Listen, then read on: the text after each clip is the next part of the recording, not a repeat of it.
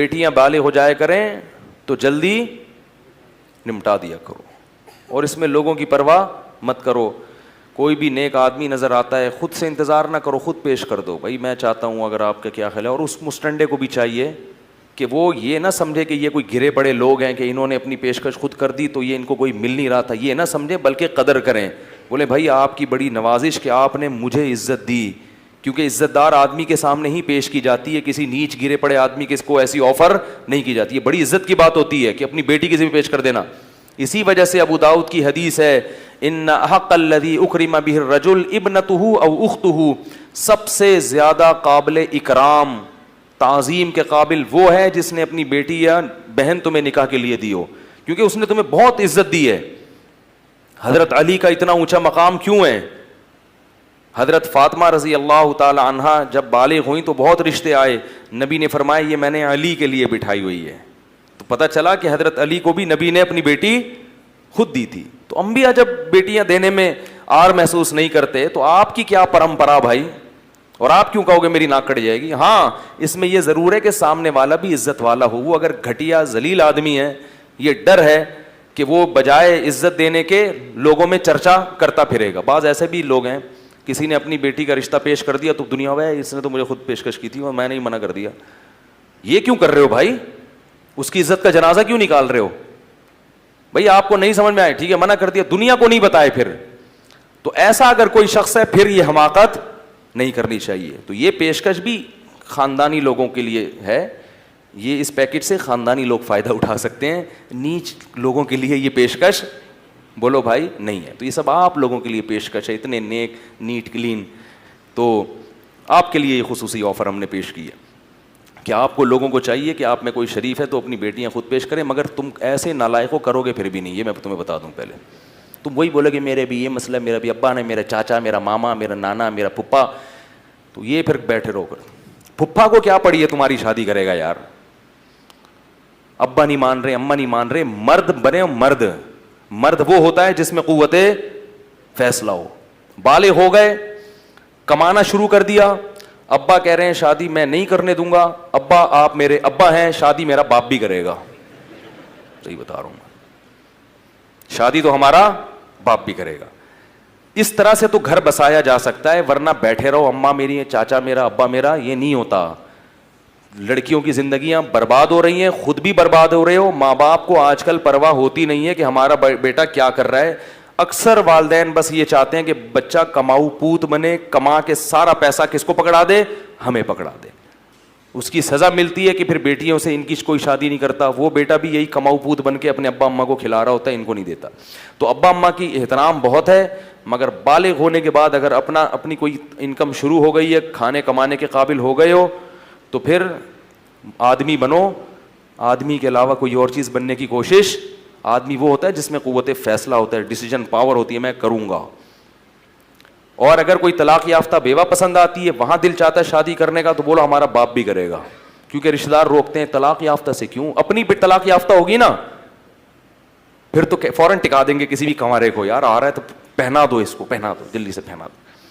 آپ کا بیٹا اگر کرنا چاہ رہے ہیں, نہیں ہماری خاندان میں ناک کٹ جائے گی, طلاق یافتہ سے کر لی, ابا سے بولو ابا ناک واک نہیں کٹے گی. عزت دار لوگ کہیں گے کہ دیکھو کیسا عزت دار بیٹا ہے جس نے طلاق یافتہ سے کی ہے, یہ تو بڑا عزت ہے. عزت دار لوگوں کی نظر میں عزت ہونا اچھا ہے.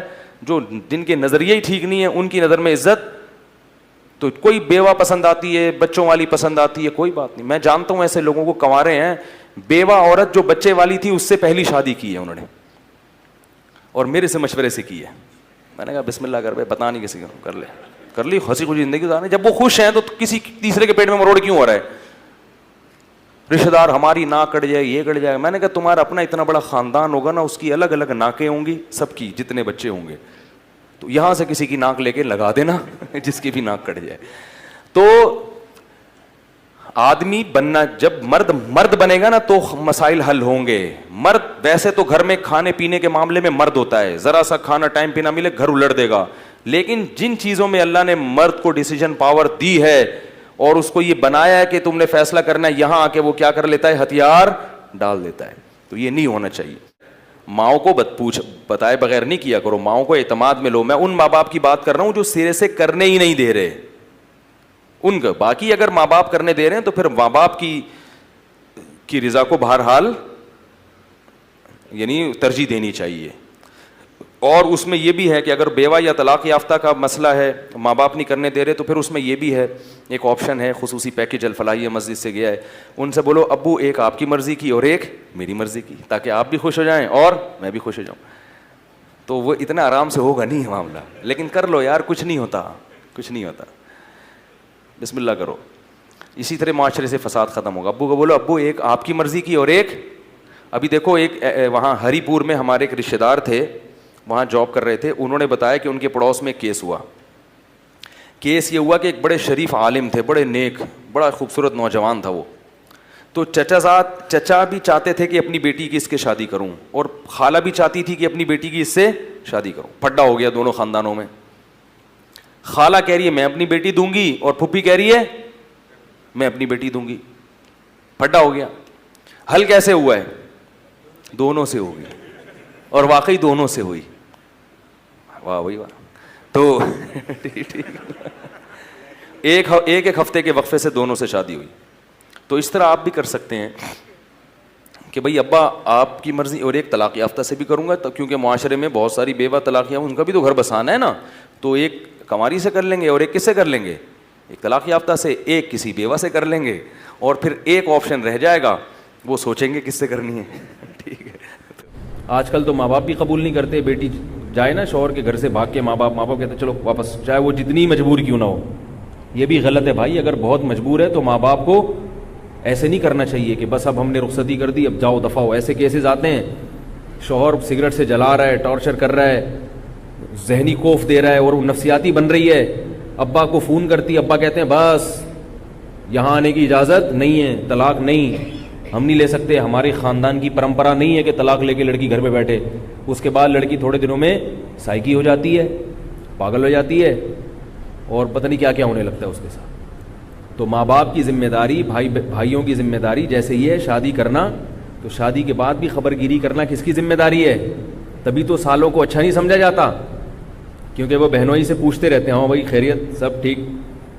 تو یہ بھی ذمہ داری ہے نکاح کے بعد بھی لڑکی کے بھائیوں کی, کہ اگر اس کے ساتھ سسرال میں ظلم زیادتی ہو رہی ہے تو وہ اپنے گھر کے دروازے کھول کے رکھیں کہ بھائی رہو عزت کے ساتھ. خامخواہ میں اس کو پن نہ کریں کہ وہ طلاقیں لینا شروع کرے, لیکن اس کے لیے کہیں کہ بھائی دیکھو گزارا کرو حتی الامکان. شریف عورت اپنے شوہر کی خامیوں کو برداشت کرتی ہے اور حتی الامکان گھر بسانے کی کوشش کرتی ہے. بالکل اگر ناقابل برداشت معاملہ ہو جائے تو پھر قرآن نے بھی کہا ہے کہ علیحدگی اختیار کرو. پھر علیحدگی کے لیے اس کو گھر کے دروازے بولو بھائی کھول کے رکھیں, کیونکہ ایسے کیسز آ رہے ہیں کہ دروازے بند کر دیتے ہیں ماں باپ, اس کے بعد پھر وہ کبھی گھر سے بھاگ رہی ہے, کبھی کیا کر رہی ہے, کبھی دوسرے مردوں سے ناجائز تعلقات پیدا ہو جاتے ہیں اس کے. ایسی یہ سب غلط ہے. یہ خوب یاد رکھو, جہاں طلاق شریعت میں ناپسندیدہ ہے وہیں سخت مجبوری میں طلاق نہ دینا ناپسندیدہ ہے, اور طلاق نہ لینا ناپسندیدہ ہے.